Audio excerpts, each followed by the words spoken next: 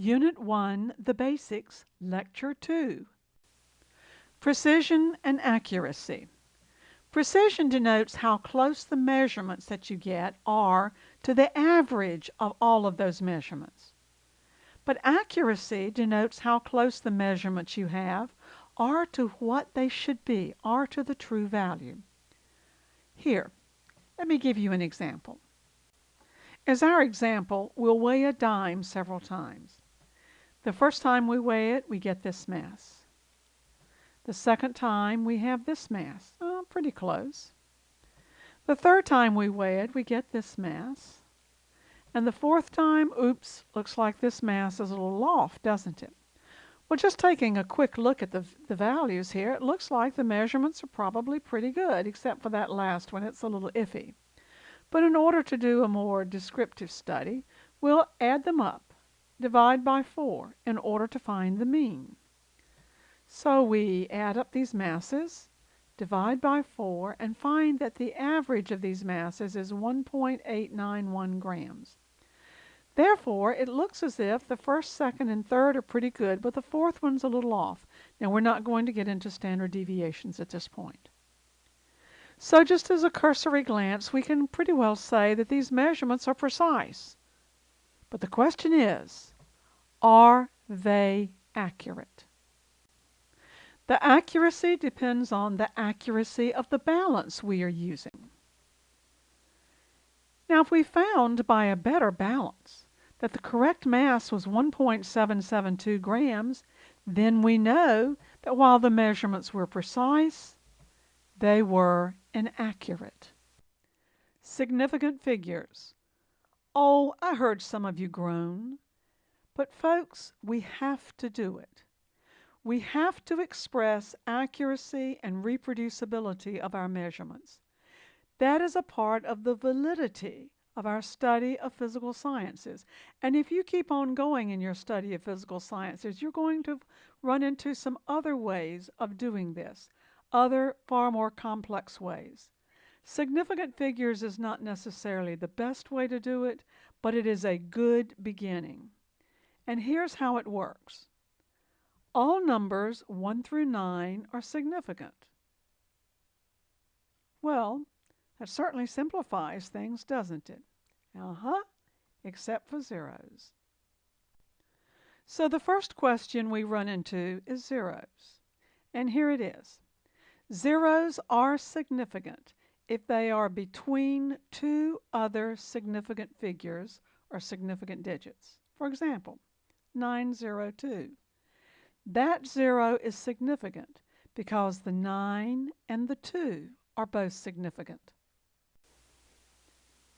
Zeros placed for positioning a decimal point are not significant. For example, suppose you have the number 0.0902. Well, these two zeros are not significant, but this one is because it resides between two significant digits. Zeros to the right of a number are significant if a decimal point is present. To the right of the number are significant if a decimal point is present, like this. Now here we have a number with 6 digits, and all 6 of these are significant because, oh, there's a decimal point. The 0 between the 9 and the 2 is already significant. Those other three zeros are also significant because of the decimal point. Well, what about this one? The same rule holds here. This one likewise has 6 significant figures. The 9, the 0, the 2, the 0, the 0, and the 0 are all significant. And most of them are significant because the decimal point is present. Well, what about this? Oh no, the only 0 that is significant here is the one that resides between the 9 and the 2. The others are not significant. They are simply there for positioning a decimal point, if you will, are there for as placeholders. Let's look at some other numbers. The rule of exact numbers needs to be considered. Now, exact numbers are numbers obtained through counting or numbers obtained by definition, and they are significant in their entirety. For example, you count out 1,100 apples, 1,100 apples.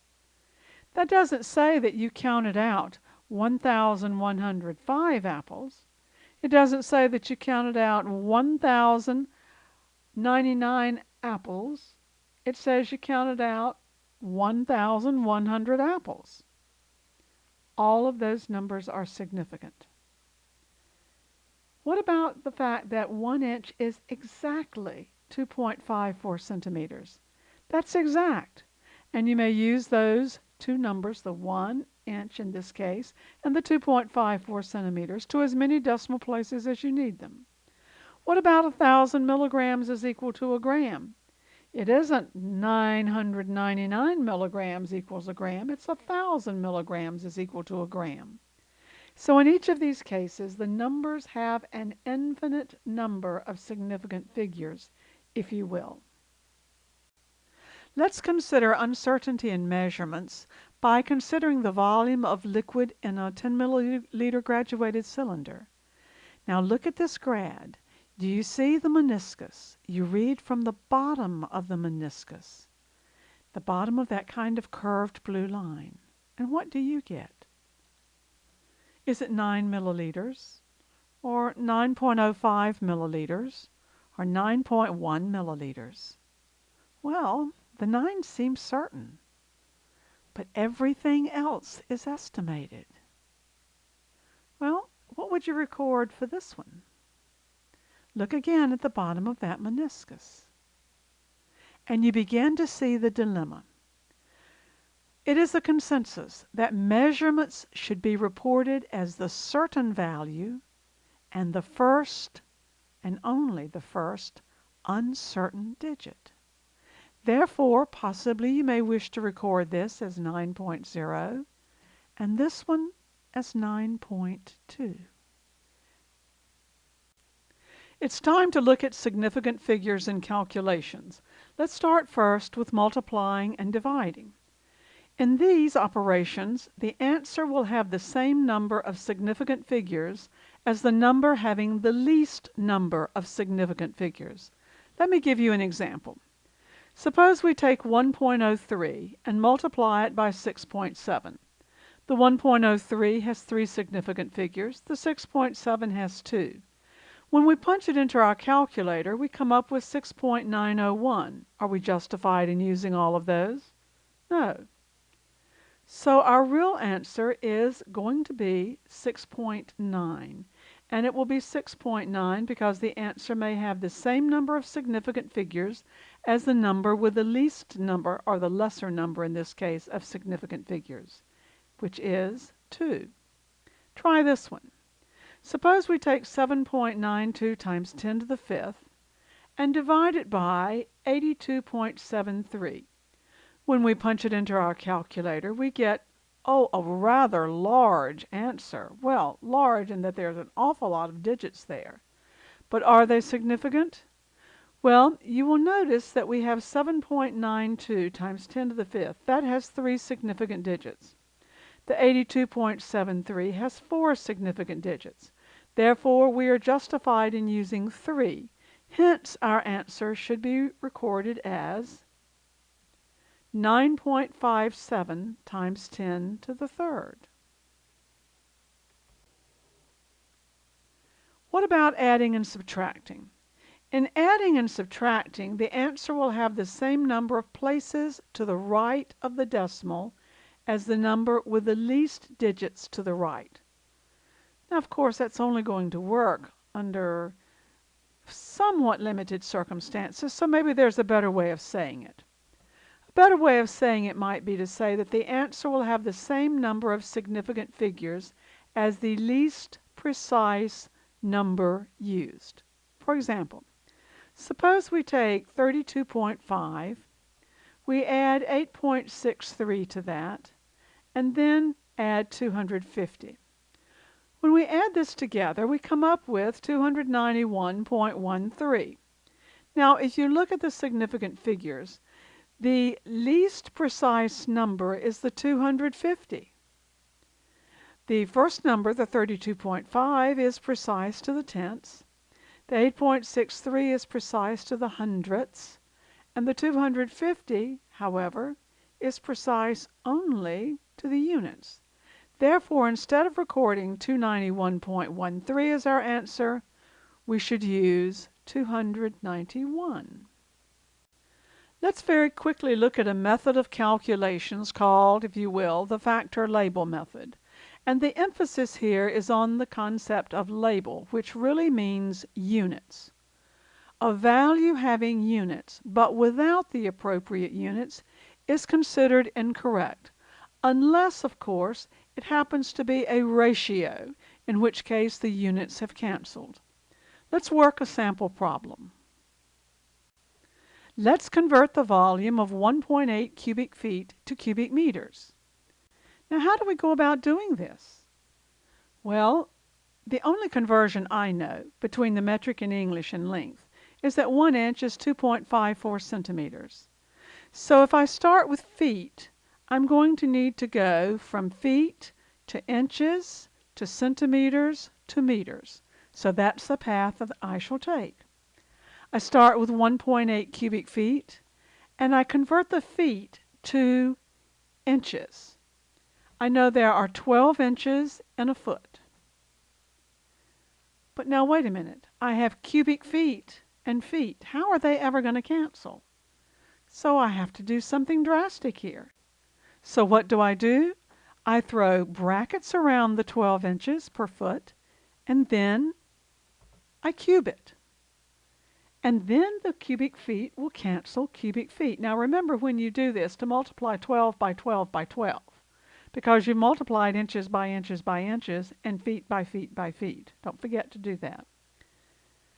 Now I'm going to convert from inches to centimeters, and I know that there are 2.54 centimeters per inch.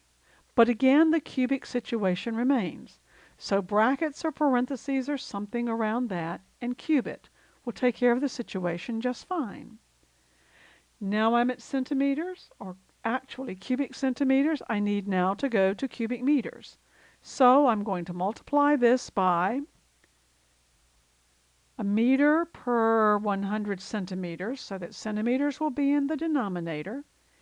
And I'm going to run into the same situation about cubing, so I put brackets or parentheses around it and cube it. We should be able to cancel our cubic feet and cubic feet, cubic inches and cubic inches, cubic centimeters and cubic centimeters, and when we are finished, we should be able to have our answer in cubic meters. Work it through your calculator, remembering to cube at each point along the line, and I came out with 5.1 times 10 to the negative 2 cubic meters. Do you see how to handle that? Factorlabel is an interesting way to work problems. It keeps you from having to memorize quite as many formulas as you may wish to have memorized in the past.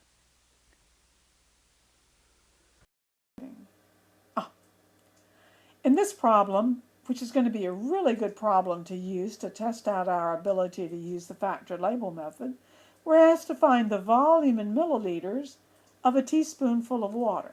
In other words, we have to convert teaspoons to milliliters. Well, I don't know what you know, but the only conversion I know between the English and metric system using volume is I know that there are 946.4 milliliters in 1 quart. So this means that what I have to do is start out with teaspoons and get to quarts. So I'll start out with teaspoons, and let's see, I'm going to go to tablespoons, and from tablespoons I'll go to cups, and from cups I'll go to quarts, and then I can use that 946.4 milliliters and get to milliliters. Yes, this looks like a plan. Here we go. I'm going to start with 1 teaspoon. whoops, not that. 1 teaspoon. All right, 1 teaspoon. Tablespoons, let's see, in a tablespoon, there are 3 teaspoons. Did you know that? Well, you should learn it. It's a handy thing to have in your pocket. Now, what about a cup? Well, a cup has 16 tablespoons.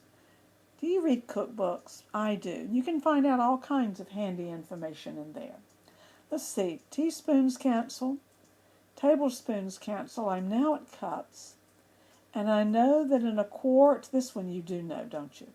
There are 4 cups. So cups cancel. Now I'm at quarts, so all I have to do is multiply by 946.4 milliliters per quart. And quarts will cancel. Now I'm at milliliters. Now you might stop this and run it through and make sure I come up with the right answer, and then come back and check me out. But what I found is, when I worked this, is that this is equal to 4.9292 milliliters. Yeah. But can I legitimately use 5 significant figures here? I better check it out. For the teaspoons, I can use 3 significant figures there. This is a definition, an absolute equality. This is the definition or absolute equality. This is the definition or absolute equality. And this is 4 significant figures. So I believe I'm justified in using 3 significant figures. Therefore, this is going to round off to be 4.93 milliliters in that teaspoon. Yeah.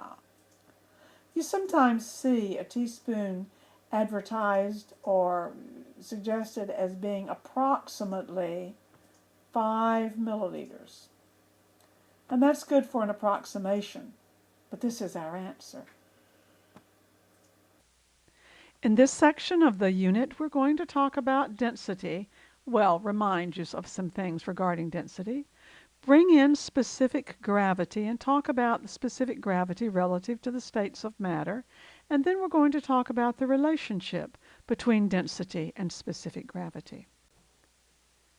Density. What is density? You know what density is. You've been taught since you were knee-high to a bottle stopper that density is mass per unit volume, right? But now describe that to somebody. Well, density is a description of how thick something is, if you will. So specifically, it is mass per unit volume. Density is m over v. There are a couple of densities that you need to know. You should know that at about 4 degrees Celsius, the density of water is 1.0000 grams per milliliter, and I have been a little bit too generous with my significant digits here. The temperature is 3.96, I believe, but at about 4 degrees Celsius, the density of water is 1 gram per mil. And also, you should know that at STP, you remember STP from your past in chemistry? The density of air is 1.292 grams per liter. You need to know these because they're good reference points. In this problem, let's calculate the mass of a 1/4 teaspoon of water at 4 degrees Celsius. Now, what do I know about water at 4 degrees Celsius? I know it has a density equal to 1 gram per milliliter. And I've got to convert the teaspoons then into milliliters. And we did this in an earlier problem, but we'll go through and do it again, and then we'll add the rest that we need to add. So just like I did before, I'm going to start with teaspoons. That's a 1/4 teaspoon. I'm going to convert that to tablespoons. Now, I suppose you could learn a whole variety of things here, but I tend just to use these things I know and to keep it kind of simple. So teaspoons cancel. Convert to cups now, just like we did before. And in a cup there are 16 tablespoons. If you're cooking, you know that TBSP represents tablespoons. TSP is teaspoons. Oh well. In a quart, there are 4 cups.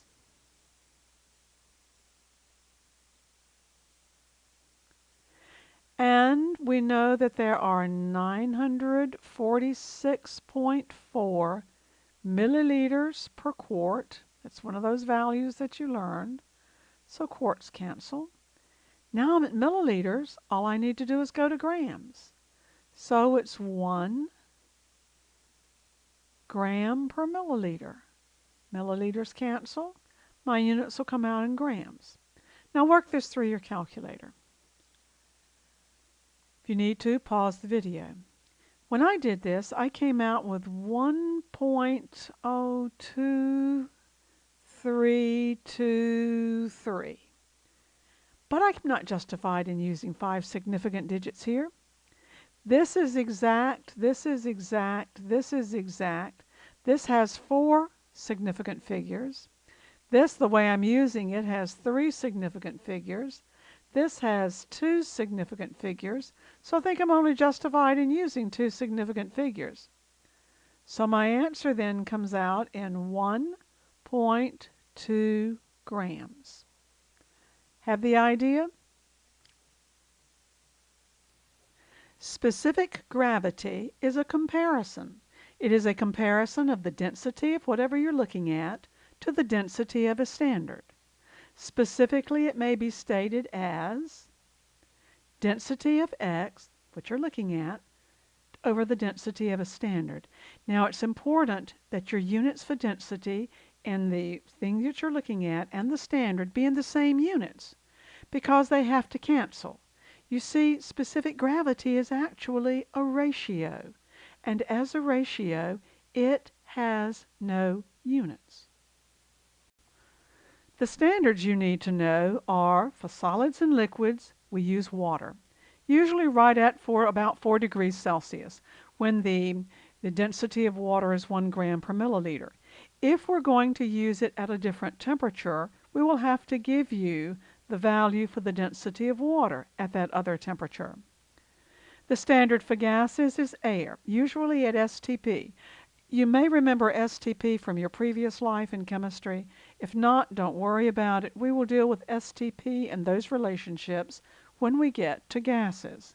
Meanwhile, unless you're told otherwise, assume that you're dealing with air as the standard at STP. We're dealing with an iron bar, which is solid. And do you recall that specific gravity is the density of X over the density of a standard? And since we're dealing with a solid, the standard is going to be water at 1 gram per milliliter. Because we don't have the specific temperature or a different density for water, so we will assume that it is at 1 gram per milliliter, or very close. Now the specific gravity is 7.88. Remember, that's a ratio. So that's the density of X over the density of water, which is 1 gram per milliliter. Therefore, then, the density of X, which in this case is the iron bar, is 7.88 grams per milliliter. Folks, it's very easy to remember that specific gravity and density have a relationship when you're talking about solids and liquids. And that is, and it's only for solids and liquids now, that the specific gravity will have the same value, numerical value, as the density if we're talking about the conditions in which the density of water is approximately 1 gram per milliliter. So if you see a specific gravity of 7.88, you can say to yourself, oh, that has a density of 7.88 grams per milliliter. Or, if you will, 7.88 grams per cubic centimeter. Now understand, that works beautifully, but it works beautifully if and only if the density of water is about 1 gram per milliliter.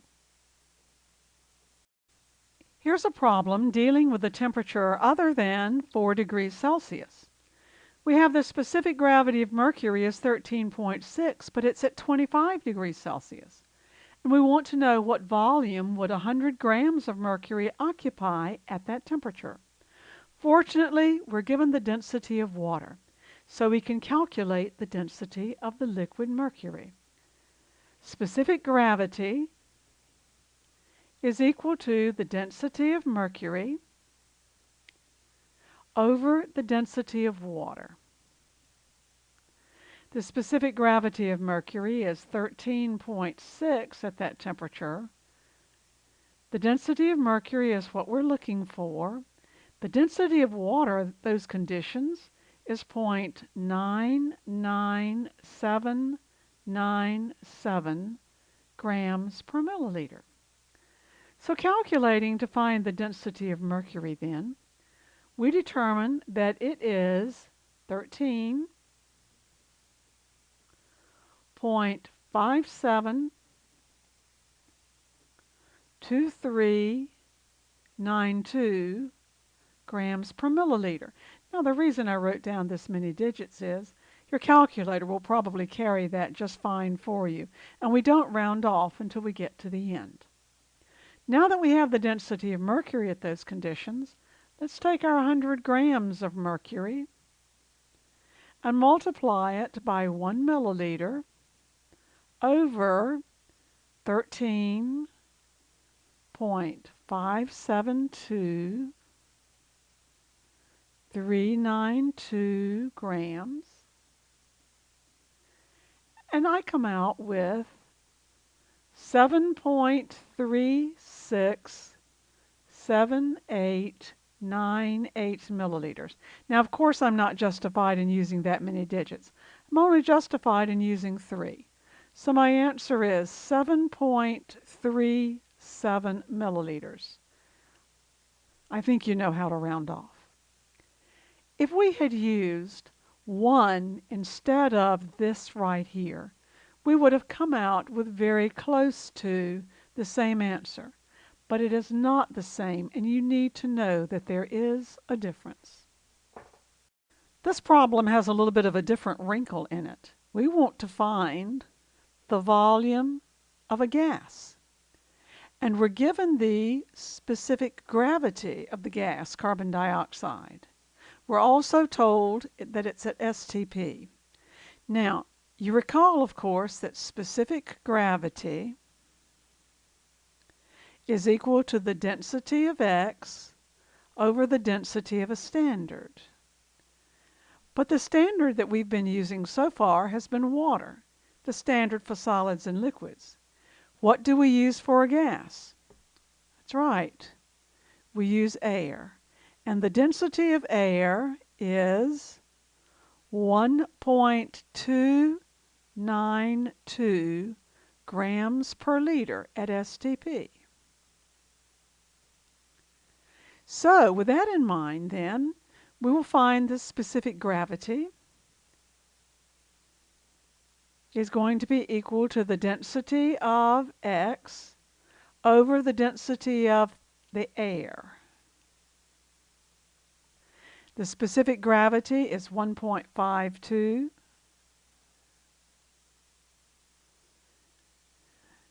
The density of X, or the density of X, the carbon dioxide, we don't know. The density of air is 1.292 grams per liter. So when we solve this, we find that the density of X, which is carbon dioxide, is going to be 1.964 grams per liter. Now, with that in mind, then, we can take our 80 grams times 1 liter over 1.964 grams, and that is going to give us, according to my calculator, it's 40.733 liters. Now we have the usual situation. How many significant figures do we have? Well, let's see. We have 3 significant figures here. We have 3 significant figures here. This, of course, we have calculated, and we're not ready to round off yet. So I think we're ready to use 3 significant figures in our calculation. So we use 1, 2, 3. I believe we have 40.7 liters of carbon dioxide. After a brief introduction in which we talked about the things you're going to need to survive in this course, we mentioned a number of terms: properties and changes, intensive and extensive properties, don't forget about those, elements and compounds, things of that type. We spent quite a bit of time on measurements. We talked about how to deal with measurements. We talked about the SI system. We talked about accuracy and precision and significant figures and things of that type. You will notice we did not mention rounding off because we think you already know how to round off. And from there we went to density and specific gravity. And hopefully we added a few items to your knowledge bank there and clarified a few issues in the process. A better way to teach and learn